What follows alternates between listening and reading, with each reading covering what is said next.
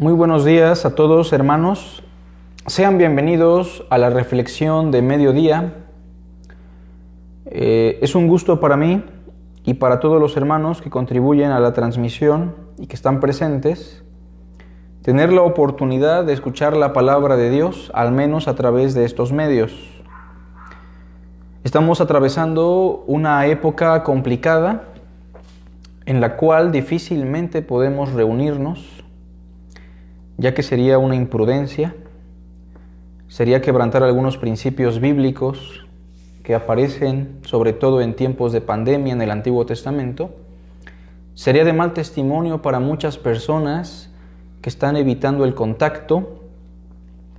Por esas y por muchas otras razones, estamos tratando de evitar el congregarnos. Sin embargo, sentimos la responsabilidad de tener una reflexión, de estar en contacto con la palabra de Dios para poder crecer, para poder desarrollarnos y para poder seguir fervientes en nuestro amor y servicio a Dios, hermanos. Estamos pasando por situaciones complicadas porque esta pandemia no solamente arrasó con la vida de muchas personas y hermanos, sino que las circunstancias que se han creado por esta pandemia provocan que muchos hermanos estén desanimados, otros básicamente estén hundidos en algún pecado, pero la pandemia y el no congregarnos no nos exime de nuestra responsabilidad como hijos de Dios.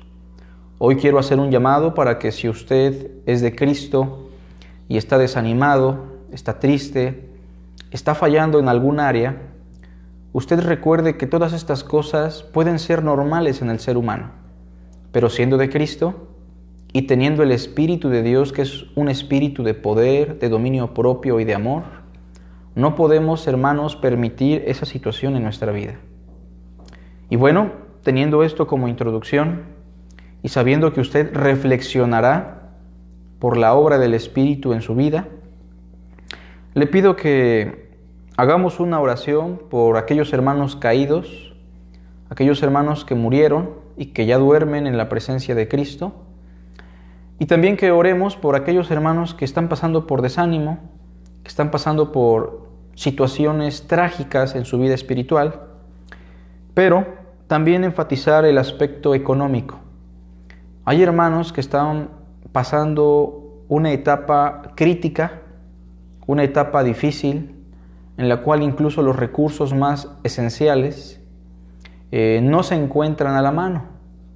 Y si usted conoce a un hermano, una hermana de nuestra iglesia en particular, y primeramente de nuestra iglesia, usted tiene que confabularse con la necesidad. Usted no puede cerrar los ojos y hacer caso omiso a las necesidades de nuestros hermanos. El dinero no es lo más importante, pero sí determina mucho en nuestro alimento, en nuestra salud. Y entonces, hermanos, como hijos de Dios, como hermanos en Cristo, tratemos de estar confabulados con ellos. Hay personas fuera de la iglesia que tienen necesidad, o personas que tal vez tuvieron contacto con la iglesia y ahora no son miembros de la iglesia y tienen una vida alejada de Dios. También hay que apoyarles, hermanos, pero recuerden que el apoyo es primariamente para los hermanos de la fe. Y si alguno no provee primeramente para su casa, usando esta frase como una metáfora de la iglesia, si alguno no provee primeramente para los de su casa, es peor que un incrédulo y ha negado la fe. Entonces, esto es un exhorto dirigido de manera muy en particular para la Iglesia Bautista, La Verdad que Permanece, la cual pastorea su servidor, y que espero de todo corazón puedan tomar en cuenta, no para que uno o dos vean las necesidades de los otros, sino para que usted, que me escucha, sea varón, mujer, joven, pueda poner un granito de arena para aquellos hermanos que están necesitados, para aquellos hermanos que están desanimados también. Una llamada telefónica puede ser de mucha bendición. Y bueno, el día de hoy, tomando en cuenta lo que hemos venido estudiando, la primera carta a los Corintios, Seguiremos nuestro estudio sobre los dones, ministerios y operaciones, tratando el tema de la profecía, o también conocido como el don de la profecía. En la primera carta a los Corintios, sabemos que encontramos una gran variedad de pecados, fallas, errores que caracterizaban a esta iglesia.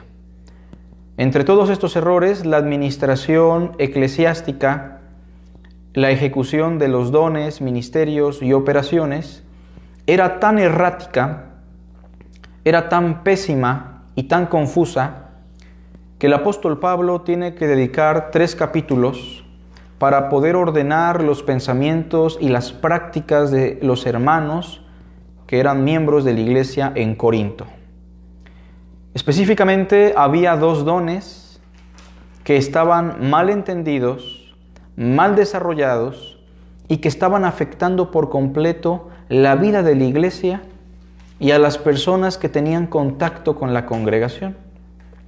El primer don era el don de lenguas, en donde muchas de estas personas que venían de religiones paganas de la región tenían prácticas en las cuales balbuceaban y llegaban a blasfemar en el nombre de Cristo Jesús, llamándole anatema. Sin embargo, los corintios y los que no entendían el balbuceo pensaban que estaban exaltando el nombre de Cristo. Pensaban que estaban ante el don genuino de lenguas por el Espíritu de Dios. Sin embargo, Pablo les dice que es una confusión tremenda. Y Pablo les empieza a dar principios, les da una directriz y toma una base bíblica del profeta Isaías, en donde les enseña, en términos muy generales, que el don de lenguas tiene que ver con idiomas humanos, con idiomas que se pueden entender, y tiene que ver con un propósito divino, ser señal, ser testimonio a los judíos incrédulos que mataron a los profetas y rechazaron al Señor Jesucristo. Sin embargo, los que experimentaban el don de lenguas generalmente eran personas gentiles o personas que no eran puras en el sentido estricto de la palabra del pueblo judío. Y es por eso que en el libro de los Hechos vamos a encontrar 3 experiencias o 3 ocasiones en las cuales se hablará en lenguas por medio de personas gentiles, impuras, y los que serán espectadores serán los judíos incrédulos que ni aún así, siendo testigos de ese don, siendo testigos de lo que Isaías dijo, se arrepentirían y vendrían a los pies de Cristo. Y bueno, creo que hace 8 días explicamos de manera muy detallada lo que es el don de lenguas, cómo se debe desarrollar en el culto público y cuál es su finalidad. Sin embargo, el don de lenguas no solamente afectó a los corintios en cuanto a su mal entendimiento y a su mal desarrollo. En la actualidad tenemos una gran variedad de iglesias, sobre todo las iglesias neopentecostales, en donde el uso y desarrollo del don de lenguas es tan similar al que le daban los corintios, que podríamos decir que los mismos principios que Pablo le dio a los corintios deben aplicar para ellos, ya que están afectando a su propia congregación y a las personas que les visitan para conocer de Dios. Pero hay otro don, el don de profecía. Un don que, si bien no fue tan mal entendido como el don de lenguas, en nuestra actualidad es mal interpretado, mal entendido, mal ejecutado, de tal forma que los pastores o los falsos profetas toman ventaja de ello para poder manipular a sus feligreses, para poder manipular a su comunidad y de alguna manera también manchar el nombre de Jesucristo y manchar la integridad de la iglesia local. Y es por eso que hoy, hermanos, trataremos el asunto de la profecía. La profecía es entendida por el cristianismo de nuestros días de una manera tan incorrecta que cuando pensamos en un profeta, lo que nos viene a la mente es un charlatán. Casi es imposible que yo o algún hermano se defina como profeta, porque decir que soy profeta de Dios o decir que tal hermano es profeta de Dios sería sinónimo de herejía, de charlatanería, de un charlatán. Sin embargo, hermanos, el término profeta es tan bíblico y es tan importante en el Nuevo Testamento que no está mal llamarle a un predicador profeta de Dios. Pero vuelvo a reiterar, el mal uso de este don y la manipulación que se le ha dado a la congregación a través de este don mal entendido y mal interpretado ha provocado que dejemos de usar ese título para aquellas personas que proclaman el mensaje de Dios. Ahora bien, es importante también mencionar que cuando las personas escuchan profecía, en su mente lo que se produce es la idea de un adivino, de alguien que predice el futuro o que adivina las cosas.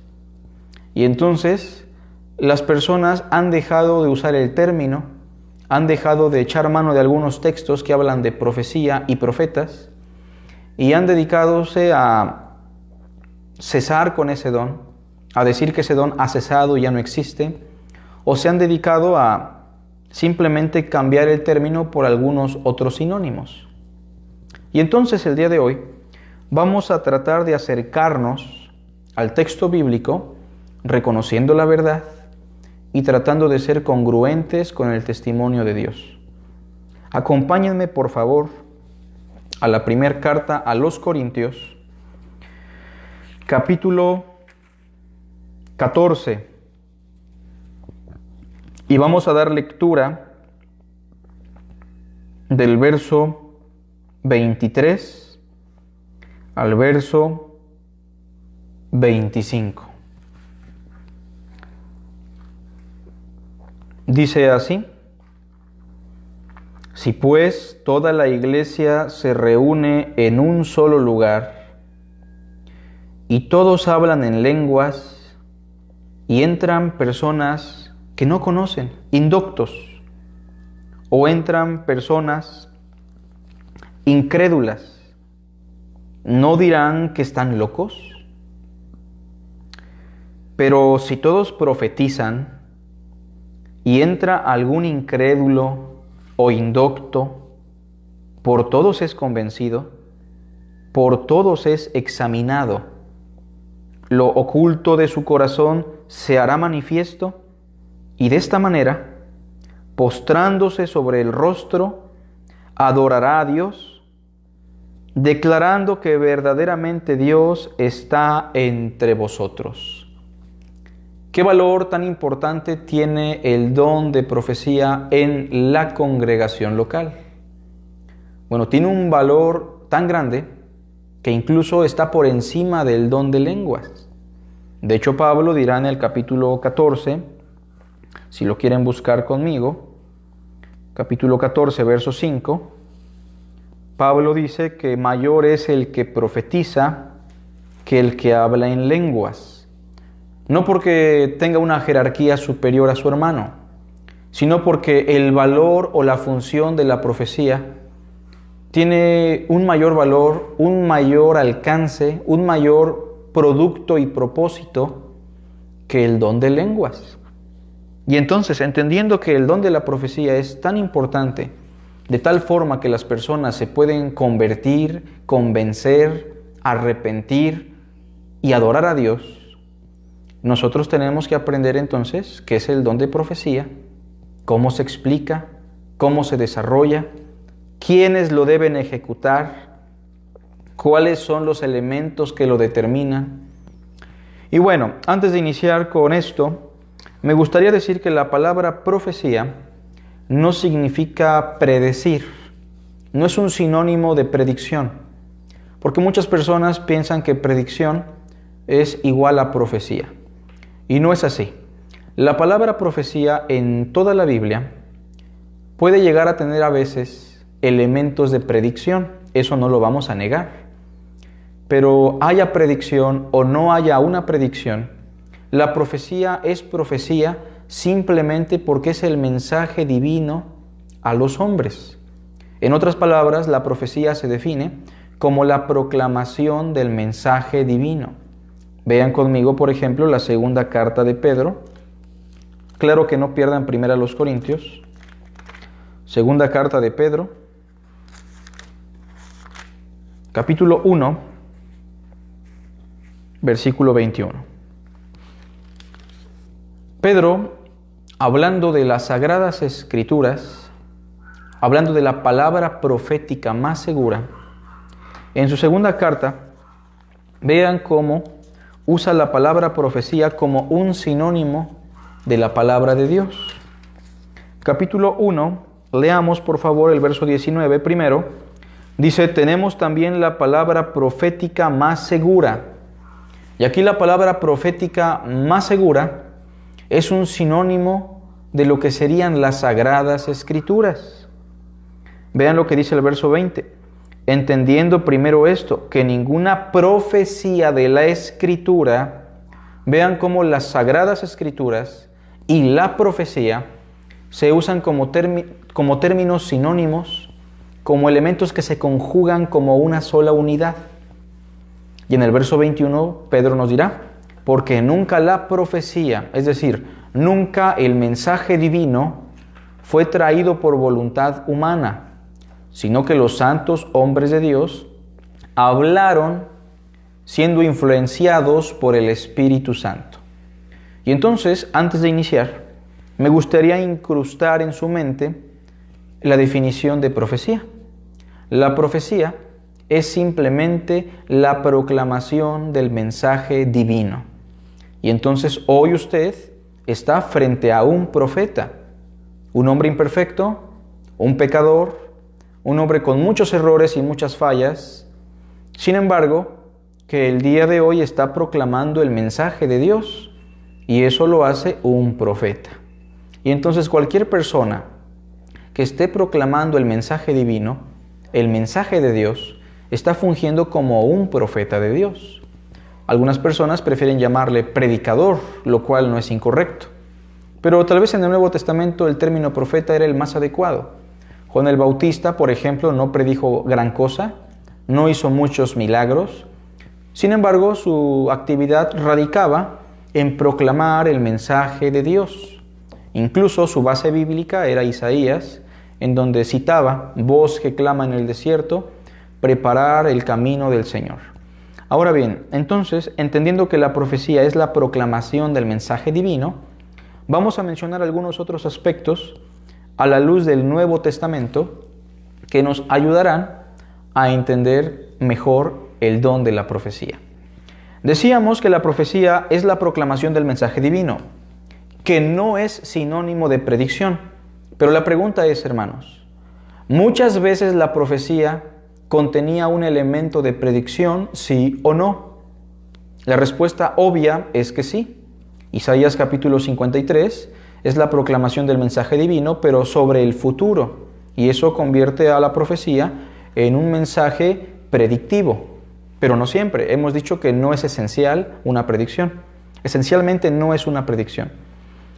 Ahora bien, en el Nuevo Testamento ese elemento aún existía en la era apostólica, mientras aún estaban vivos los apóstoles. Vean conmigo Hechos 21.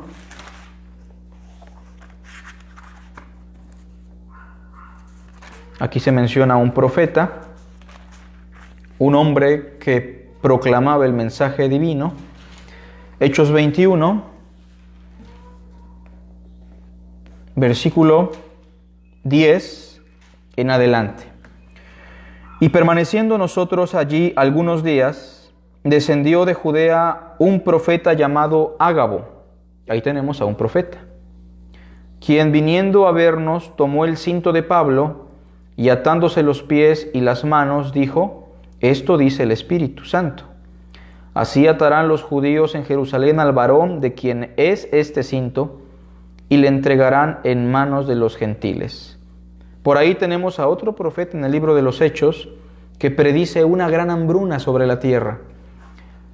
El elemento de predicción era importante y formó parte esencial de lo que era la profecía durante la era apostólica y durante todo el relato bíblico.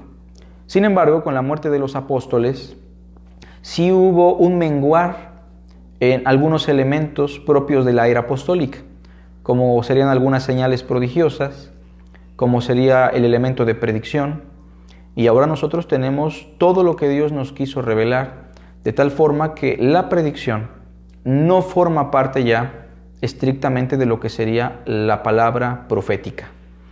Ahora bien, vamos a hablar de algunos aspectos en la teología del apóstol Pablo de lo que es el don de profecía. Y hemos dicho, la profecía es la proclamación del mensaje divino. Toda persona que se dedique a proclamar el mensaje de Dios es un profeta. Pero hay que darle forma a esto para que tengamos una mejor concepción. En primer lugar, número 1, vamos a hablar de los elementos que determinan una profecía genuina. Elementos que determinan una profecía genuina. ¿Cuáles son los elementos que deben existir en una profecía que realmente proviene de Dios? Al menos son 3. Vean conmigo 1 Corintios 14, versículo 3. Y aquí se nos mencionan 3 elementos que caracterizan la profecía. Dice el verso 3, pero el que profetiza habla a los hombres, en primer lugar, para edificarlos, edificación. En segundo lugar, para exhortarlos. Y en tercer lugar, para consolarlos. Entonces hay 3 elementos que determinan a una profecía genuina: la edificación, la exhortación, la consolación. Cuando usted está ante un profeta de Dios, cuando usted está realmente escuchando la profecía divina, usted tiene que preguntarse, ¿estoy siendo edificado? ¿Estoy siendo exhortado, llamado, convocado? ¿Estoy siendo consolado? Porque es probable que muchas veces no salga consolado, pero salga edificado. Y eso significa que la profecía fue buena, que la profecía venía de Dios. Es probable que algunas veces salga consolado por su condición en la cual se encontraba. Es probable que usted salga exhortado, pero si esto ocurre, eso significa que usted está escuchando la palabra de verdad. Usted tiene que examinar si realmente lo que se le predica, lo que se le enseña es profecía de Dios. En otras palabras, si es palabra de Dios. ¿Es edificante? ¿Realmente tiene una base bíblica que me edifica? ¿Que me hace crecer? ¿Que me hace desarrollarme como hijo de Dios? ¿Es algo que me confronta, ya sea con mi pecado, que me exhorta a cambiar, que me exhorta a no hacer algo? ¿Es una palabra que realmente me consuela y me da esperanza? Esos serían los 3 elementos de la profecía. Esos sí son esenciales para poder determinar una profecía como palabra de Dios.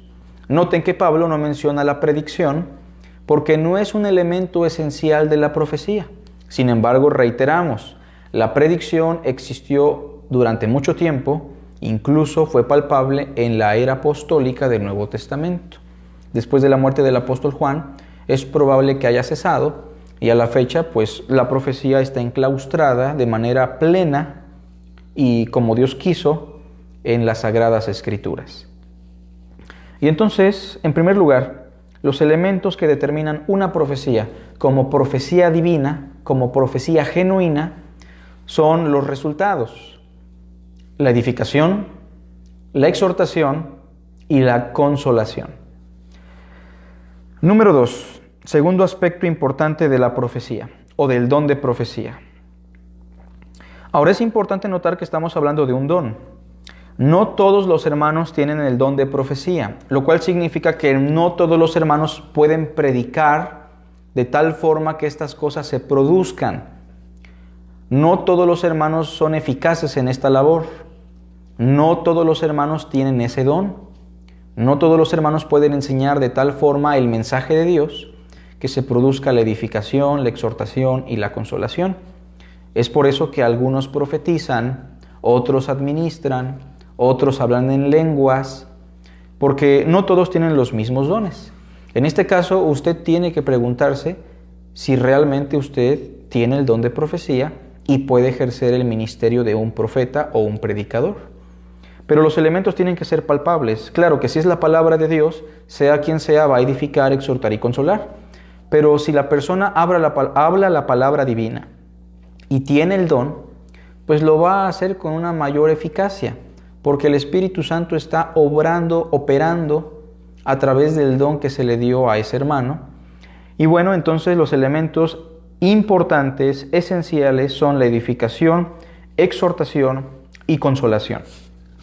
Número 2, la profecía da como fruto la conversión del hombre. O sea, la profecía nunca tuvo como finalidad nada más hablarnos del futuro, hablarnos de catástrofes, advertirnos de algunas cosas. En realidad, la profecía tiene como fin que el hombre se convierta. Vean conmigo 1 Corintios 14, versículo 24. Miren, hermanos, tengan el don o no tengan el don, si todos en la iglesia profetizan, si todos tuvieran la intención de predicar la verdad, donde sea, si lo hacen y entra algún incrédulo a la congregación o un indocto, pues por todo será convencido, por todo será examinado.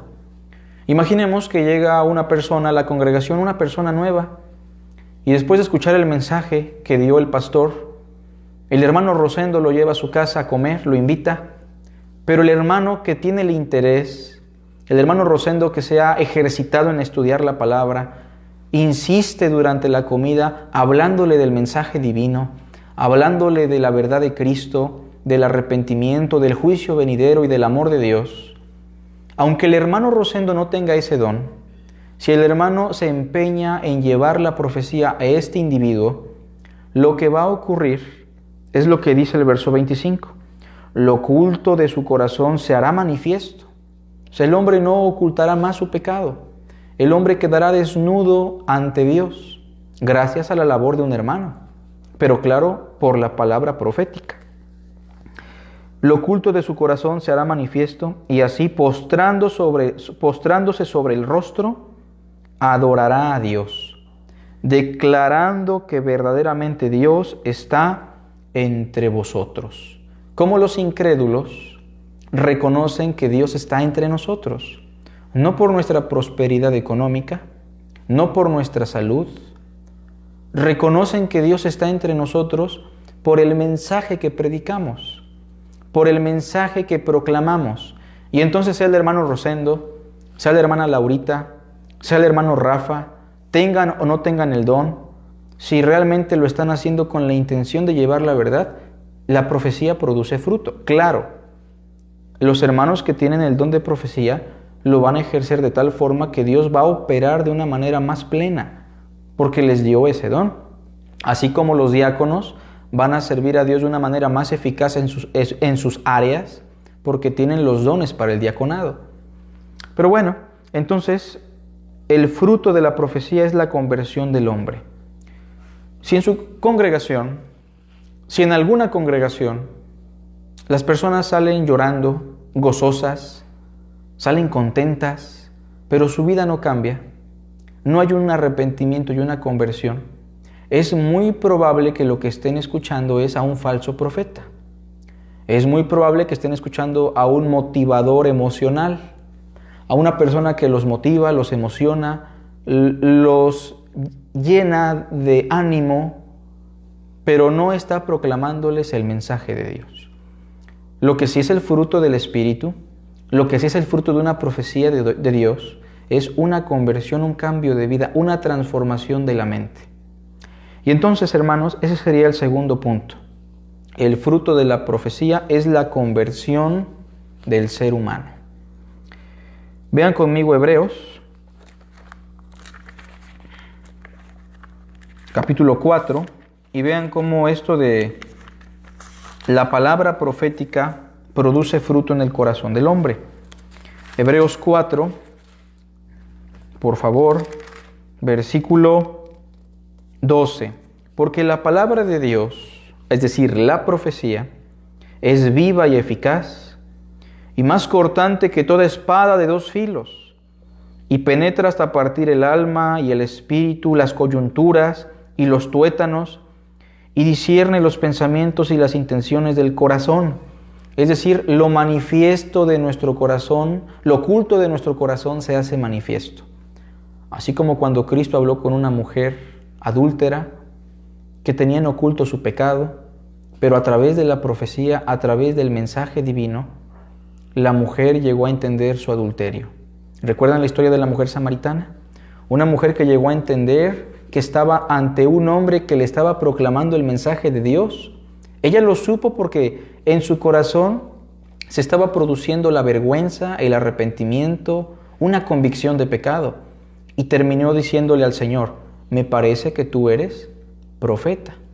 Me parece que estás hablando el mensaje de Dios. No lo dijo porque Cristo adivinara algo de ella. Lo dijo porque ella estaba entendiendo que estaba mal ante Dios, que se estaba produciendo un arrepentimiento genuino en su corazón. Lo oculto de su corazón se hace manifiesto y reconoció que Dios estaba en Cristo. Así los hombres reconocen que Dios está entre nosotros cuando el mensaje es el mensaje de Dios.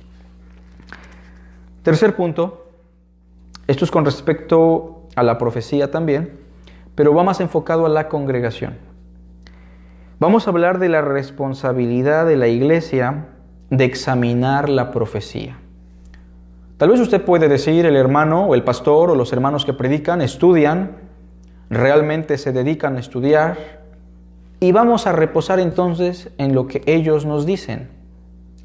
Ha pasado que cuando una congregación tiene un maestro o varios maestros que realmente están dedicados al estudio, después de un cierto tiempo, la congregación flojea, reposa y se acuesta en el lecho de la conformidad, pensando que todo lo que el pastor le dice es verdad. ¿Por qué?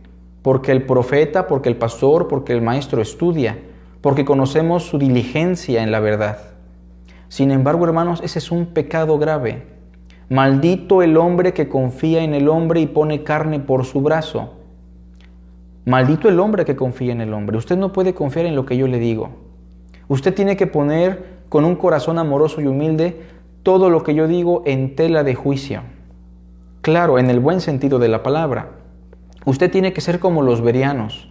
Tiene que examinar cada día las Escrituras para ver si la profecía realmente es de Dios o no es de Dios. Hay hermanos que muchas veces se enojan cuando les damos un consejo que viene de la palabra, pero bueno, ese no es el problema. El problema no es que se enojen, el problema tiene que ver más bien si examinan o no examinan lo que se les está compartiendo. El predicador, el profeta puede tener error. El profeta puede ser mentiroso en algún momento de su vida, pero usted tiene la responsabilidad como congregación de examinar la verdad. Sin embargo, es triste saber que muchos hermanos no examinan su Biblia, que desde la pandemia tal vez no la han abierto más que para leer 1 o 2 textos. Vean conmigo, capítulo 14 de 1 Corintios, versículo 29. Hablando de los profetas que había en la iglesia local en Corinto, en nuestro caso creo que habrá 1 o 2 en nuestra congregación, 2 maestros o 2 predicadores. Pablo le dice a la congregación: asimismo los profetas hablen 2 o 3, y los demás juzguen. Cuando dice los demás juzguen, no significa que usted empiece a juzgar o a condenar la vida de los pastores o los profetas de su congregación. Significa que usted debe estar atento a lo que se predica y tiene que analizarlo, juzgarlo, examinarlo a la luz de la Escritura. Tiene que darse cuenta si realmente es mensaje de Dios o palabra de los hombres. Tiene que estar usted atento al análisis de la verdad. Dios le dio una voluntad consciente y libre para que usted pueda examinar, entendiendo primero esto, que ninguna profecía de la Escritura es de interpretación privada. Usted tiene la libertad de examinar la verdad. Y si es la verdad, tiene que atender al llamado y hacer lo que se le manda. Primera carta a Tesalonicenses, capítulo 5.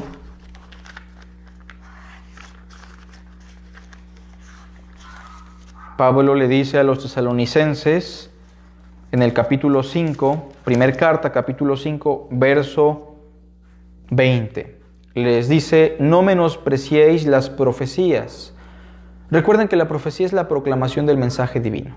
Sin embargo, había también muchos charlatanes que inventaban cosas o que pensaban que eran dirigidos por Dios. Pero Pablo les dice, no menosprecien las profecías, sea de quien sea, recíbanlo.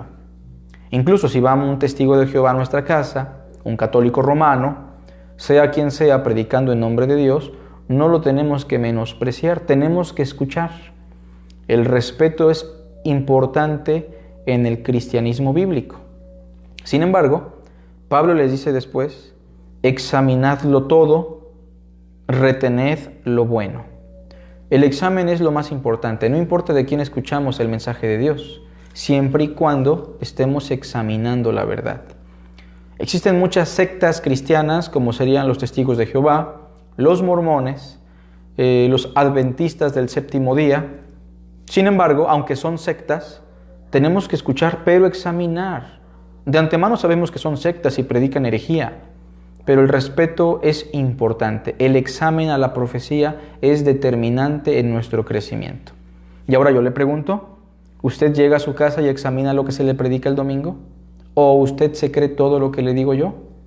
¿Usted cree todo lo que yo le enseño? No digo que no lo crea, digo que crea únicamente si usted está examinando la verdad, porque eso es lo importante. Número 4, hermanos, hablaremos del carácter de los profetas. ¿Cuál es el carácter que Dios le ha dado a aquellos que tienen el don de profecía? ¿Cuál es el carácter de los profetas? Pablo dice en el capítulo 14, versículo 32, dice así, los espíritus de los profetas están sujetos a los profetas. Pues Dios no es Dios de confusión, sino de paz. Lo que está diciendo Pablo es que los profetas de Dios tienen dominio propio.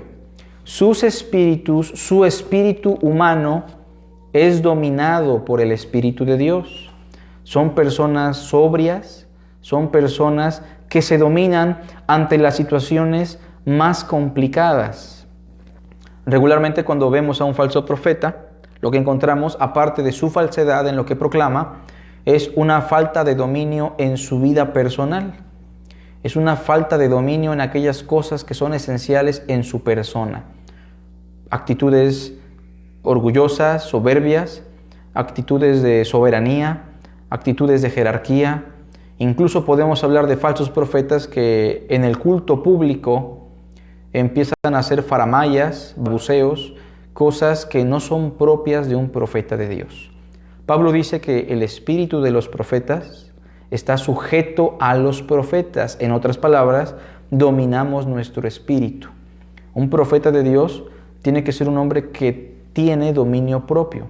Pablo le dice a Timoteo, Dios no nos ha dado un espíritu de cobardía, sino de poder, de amor y de dominio propio. Y entonces, el profeta, hermanos, tiene su respaldo en su dominio personal. Hay hermanos que muchas veces nos ofenderán, hay hermanos que nos harán daño, o que incluso en medio de una charla acalorada llegan a ser groseros, pero el profeta tiene que tener dominio propio. El profeta no tiene por qué exaltarse, no tiene por qué volverse un hombre desagradable e incongruente con su mensaje. Pero claro que esto aplica para todos los cristianos, pero sobre todo a aquellos que ejercen el ministerio profético. Si alguno anhela obispado, buena obra desea, pero es necesario que el obispo sea irreprensible, marido de una sola mujer, sobrio, prudente, decoroso, hospedador, apto para enseñar, no dado al vino, no codicioso de ganancias deshonestas. Y entonces vean cómo el obispo, el profeta, aquel que lleva el mensaje de Dios, es aquel hombre que se caracteriza por el dominio propio. Número 5, y terminamos con esto, hermanos. Los encargados de ejecutar el ministerio profético. Ya dijimos que los encargados de ejecutar este ministerio en la iglesia, pues son los que tienen el don de profecía. No vamos a poner a un diácono a ejercer el don de profecía en la iglesia si Dios no le dio ese don. Si el hermano tiene el don de la fe, o el don de sanidad, o el don de administrar, no lo vamos a poner en el ministerio profético, porque no va a ser provechoso. Dios lo puso en áreas muy importantes en las cuales Él debe desarrollar su don. Pero pensando más en claro, ¿quiénes son, aparte de que ya dijimos, los que tienen el don, los que deben ejercer el don profético en la congregación? Y reitero, en la congregación. Pablo dice que son los varones. Dice el capítulo 14, versículo 34, en ese contexto de la profecía: vuestras mujeres callen en las congregaciones. ¿Qué significa? ¿Que las hermanas no pueden hablar y deben estar mudas en la iglesia? Pues no. Significa que con respecto a la proclamación del mensaje divino, la mujer no tiene la autoridad dada por Dios para ejercer ese ministerio en la congregación. Y cuando Pablo dice las mujeres callen en la congregación, no está diciendo que usted no salude, que usted no hable. Está diciendo que usted, hermana, no fue colocada por Dios para ejercer ese ministerio en la iglesia los días de culto. Ese ministerio le fue encomendado al varón. Y entonces, hermanas, no es una cuestión de valor, no es una cuestión de jerarquía, es una cuestión divina, de función, así como en el matrimonio. Dios quiere que la mujer ejerza el don de profecía porque lo llega a tener en áreas en donde no se involucra a toda la congregación de Cristo. Por ejemplo, vamos a encontrar en Hechos capítulo 21 a unas hermanas que tenían el don de profecía, porque hay que reiterar, hay mujeres que tienen esa facilidad para enseñar y proclamar el mensaje de Dios. Sin embargo, no es correcto que ellas tomen el cargo de la predicación en el culto público. Sin embargo, si tienen el don, tienen que buscar las áreas y el lugar adecuado para ejercerlo según el Nuevo Testamento. Capítulo 21, versículo 8. Al otro día, saliendo Pablo y los que con él estábamos, fuimos a Cesarea, y entrando en casa de Felipe, el evangelista, que era un diácono de los 7, posamos con él. Este tenía 4 hijas, doncellas que profetizaban. O sea, Lucas nos está indicando que estas jóvenes, estas doncellas, estas jovencitas, aparte de ser cristianas, tenían el don de profecía y ejercían ese don. Proclamaban el mensaje de Dios. Ahora, pensemos un poco en la familia de Felipe. Felipe no era un maestro de la congregación en Jerusalén. Él era un diácono, era uno de los 7 que servía las mesas. No era el más capacitado para predicar en la iglesia, puesto que estaba Pedro, Juan y Jacobo. Pero lo que sí vemos en Felipe es un anhelo ferviente por proclamar el mensaje del evangelio por donde quiera que iba. Y lo vemos predicando en el capítulo 8 a los samaritanos, y le vemos predicando a un eunuco etíope en el capítulo 8, y predicándole con mucha veracidad y con mucho denuedo. Sin embargo, en la congregación, Felipe no era un predicador, él era un diácono. Ahora, este fervor de predicar el mensaje de Cristo en otras áreas donde Dios le permitía hacerlo, es probablemente una influencia tan fuerte para sus hijas, que Dios les otorga el don y ellas con ese mismo fervor predicaban el mensaje de Cristo a otras personas, tal vez en la iglesia a los niños, tal vez incluso a algunas hermanas, como lo dice Pablo, ¿no? Pero noten, hermanos, que estas chicas, estas hermanitas, estaban con un fervor para compartir el mensaje de Dios. Y nos dirigimos a usted, hermana. No se preocupe usted tanto por si es pastora o no es pastora. Dios no quiere eso para su vida. Pero si usted tiene el don de profecía, ¿lo está ejerciendo? ¿Le está compartiendo a otras mujeres? ¿Está saliendo a la calle predicándole a hombres y mujeres como la samaritana? He estado con un hombre que me ha dicho todo cuanto he hecho. ¿No será este el Cristo? Porque las mujeres fueron determinantes. Aquellas mujeres que proclamaron el mensaje eran determinantes para la extensión del reino. Y aunque en la congregación, en el culto público, usted, hermana, no es la indicada, porque Dios así lo dice, no yo. Si usted tiene el don de profecía, lo debe ejercer, porque va a edificar, va a exhortar y va a consolar. Y entonces, hermanos, también vamos a hacer énfasis en los varones. Nuestra iglesia tiene aproximadamente 6 años, 7 años, y solamente me he dedicado yo a compartir el mensaje domingo tras domingo. Si usted tiene el don de profecía, hermano, quien quiera que usted sea, a nosotros no nos interesa y a Dios no le importa si tiene mucho trabajo. A Dios no le importa si usted tiene otras ocupaciones, un hobby. Si tiene usted el don de enseñanza, de profecía, ¿lo está ejerciendo? ¿Está tomando su responsabilidad? ¿Está realmente comprometiéndose? No cuando puede, no cuando tiene chance y trabajo. ¿Está realmente usted comprometido con ejercer su don en el cuerpo de Cristo? Porque esa es una responsabilidad, hermano. Y esta responsabilidad de estar al frente como varón predicando, si tiene el don, lo compromete ante Dios. O sea, las hermanas no tienen esa función y tal vez quisieran hacerlo. Pero usted, hermano, que tiene esa función, que tiene ese don, ¿lo está llevando a cabo? Hagamos una oración, hermanos, y tomemos en cuenta los principios del apóstol Pablo. Sin embargo, tenemos algunas peticiones que vamos a citar para que en casita estemos orando, por favor. El hermano Rosendo pide oración para que no se angustie. Hermanito, si usted está viendo la transmisión, recuerde que Pablo dice, y el apóstol Pedro, que echemos toda nuestra ansiedad sobre Dios, porque Él tiene cuidado de nosotros. Esa ansiedad, hermano, llévela a Cristo. Esa angustia, esa preocupación, descárguela sobre el Hijo de Dios. Cristo dijo, si alguno está cargado y trabajado, venga a mí y yo lo haré reposar. Yo no lo puedo ayudar, hermano, más que orando por usted. Pero usted tiene la decisión de descargarse en Dios, de descargarse en Cristo. La angustia nunca es buena, pero la llegamos a experimentar muchos, hermano. Nosotros le amamos y esperemos que el Señor le dé paz. Y también aprovechamos para que sigamos orando por la prótesis del hermano. Solamente le faltaban 4,000 pesos.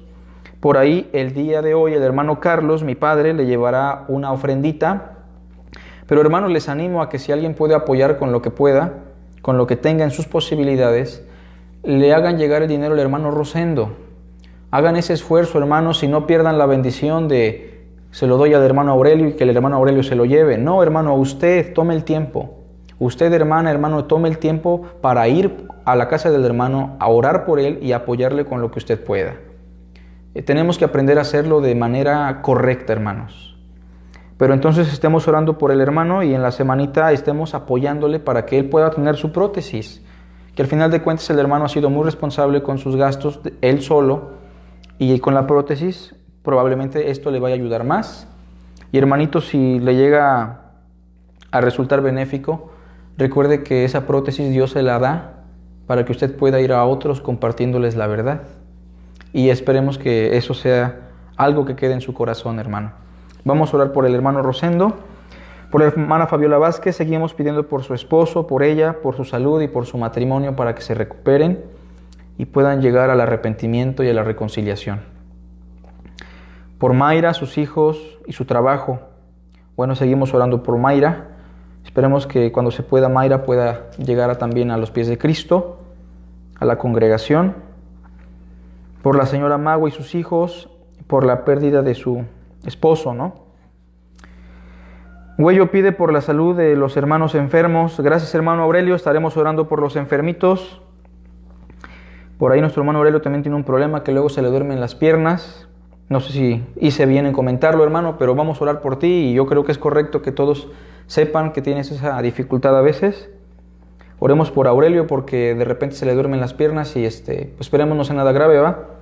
Pero estemos orando por nuestro hermanito porque lo queremos bastante y no queremos que más adelante se le afecte ahí su salud. Por doña Silvia y doña Eugenia, personas de Las Higueras, ¿no? Oremos por ellas. Gretita está visitándoles, bueno, ahorita no, por la pandemia, pero estamos orando por ellas para que lleguen a Cristo. Por la hermanita Laura, sus hijas y su familia. Por la familia García Barca. Bueno, ya hemos estado orando por ellos. Y bueno, pedimos oración, hermanos, también por los hermanos que están desanimados, por los hermanos que están enfermos, por los hermanos que están pasando por crisis. Oremos, hermanos. Les animo a que guarden en su casita la ofrenda por las necesidades que lleguen a surgir. Ustedes saben que a mí me dan una parte de la ofrenda, hermanos, mes con mes, con lo cual me ayuda un poco. Pero también la ofrenda se toma para algunas necesidades que surgen en el cuerpo de Cristo, como llega a ser una enfermedad, en el caso de Juences, que aunque no es de la iglesia, pues llegó a conocer de Cristo en algún momento y se apartó y empezó a tener dificultades de salud. Esperemos, hermanos, que el hermano Juences, porque lo consideramos hermano, pueda recapacitar y pueda regresar a los pies de Cristo. Oremos por él y por su familia, hermanos, porque estoy convencido de que nada es casualidad. Pero bueno, la ofrenda se ocupó para él en una parte y otra parte fue recolectada por su servidor, por los hermanos que ofrendaron. Y así como esa necesidad, hay necesidades en la iglesia local, hermanos. Por eso les animo a que aparten su ofrendita y cuando puedan se le acerquen a alguno de los líderes de la iglesia, por favor, para que cuando haya una necesidad podamos suplirla, hermanos, por favor. Vamos a hacer una oración. Padre nuestro que estás en los cielos, gracias por tu palabra, gracias por la amistad, el amor que nos das en Cristo. Te pedimos por cada petición que tenemos delante de nosotros, Señor, los enfermos, los necesitados, los que no te conocen. Tú sabes lo que existe en nosotros, Señor. Cámbianos, Padre, dale paz a Rosendo, provéele para su prótesis si es que es tu voluntad, Señor, y si no lo es, Padre, tú muéstrale el camino a seguir. También te pedimos por la salud de Aurelio, por los enfermos, por los desanimados, por la familia García Barca, por Fabiola, su matrimonio, su salud, por Mayra, Señor, que tampoco te conoce, pero está llegando a conocerte, que se produzca la fe en su corazón, por las mujeres de las higueras, que no se enfríen, que puedan seguir fervientes una vez se levante esta cuarentena. Y Padre, te pedimos por las necesidades de cada hermano. Perdona nuestros pecados, Señor, no te merecemos y no merecemos tu misericordia. Bendito seas, Señor, en Cristo Jesús. Amén. Que Dios les bendiga, hermanos, que tengan bonito fin de semana. Nos vemos el próximo miércoles. Los miércoles vamos a estar teniendo transmisión a las 7 de la noche. Entonces, hermanos, estén pendientes, por favor, 7 de la noche, transmisión. Vamos a tener una serie de enseñanzas. Que Dios les bendiga.